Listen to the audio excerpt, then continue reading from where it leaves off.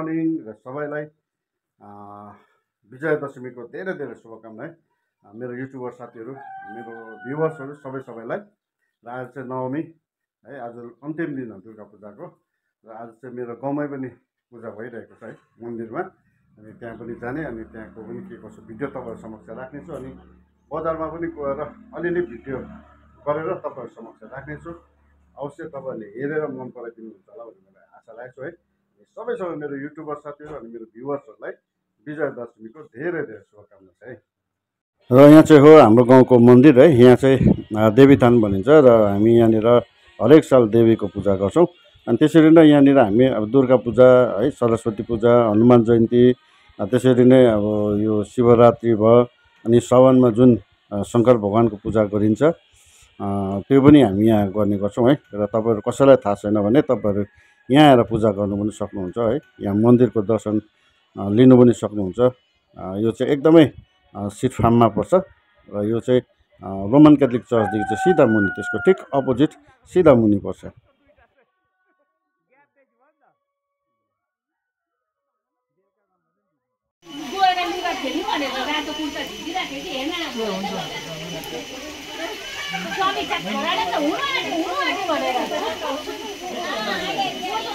जाने बाटो पनि छैन।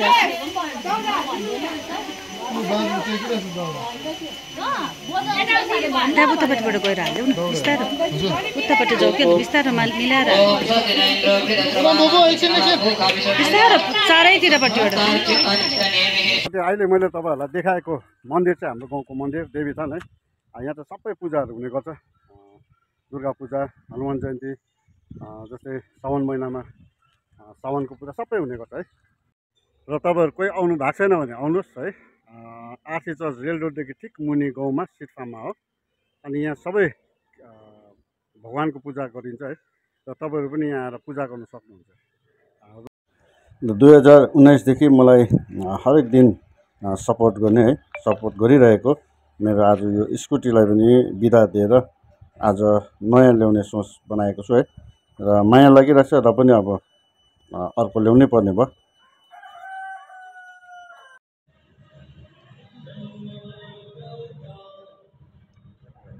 प्याङ्री रात पनि पर्यो। प्याङ्री त यहाँ ड्रिप पो लगाइरहेको छ। यसको नाम चाहिँ खास चाहिँ जेनी, मेरो नाम चाहिँ प्याङ्री। मेरोबाट चाहिँ बिमार छ, खाना खाएको छैन। कुकुर चाहिँ हाम्रो होइन, अरूकै हो। अब मालिकले जिउँदो छ कि मरेको छ कि याद गर्दैन। अन्त खानु पनि दिनु पऱ्यो, बिमार भयो भने याद गर्नु पऱ्यो, स्याहार्नु पऱ्यो। हो बहिनी, है बहिनी।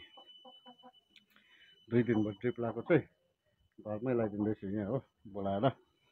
भोलि लाग्छ। आज धेरै राम्रो भयो। भोलि लगाएपछि जाति नै हुन्छ हाम्रो प्याङ्री। प्याङ्री है ल, यहाँ यहाँ यहाँ यहाँ यहाँ यहाँ यहाँ यहाँ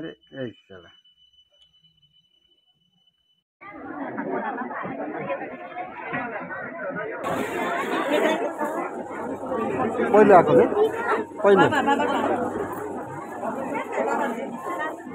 यहाँ चाहिँ लेडिज आइटम रहेछ। कुर्ताहरू केटीहरूको लागि चाहिँ यहाँ रहेछ, केटाहरूको चाहिँ माथि। तर मान्छे चाहिँ यति तलको भिड छ कि अब यो सामान लिएर आयो भने काउन्टरमा बहुत टाइम लाग्छ। कालेबुङमा चाहिँ विशाल मार्टमा मान्छेले दसैँको सपिङ भिडभाड छ। दामी दामी रहेछ लेडिज कुर्तीहरू।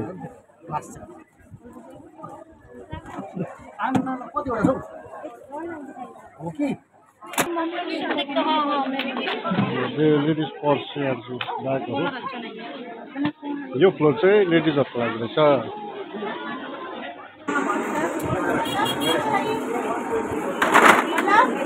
काउन्टरमा भिड हुन्छ, बिलिङ गर्नेहरूको भिड यहाँ।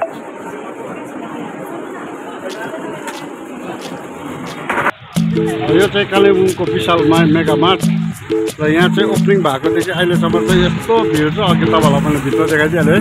र यो चाहिँ कालेबुङमा है। प्रसाद वितरण हुँदैछ।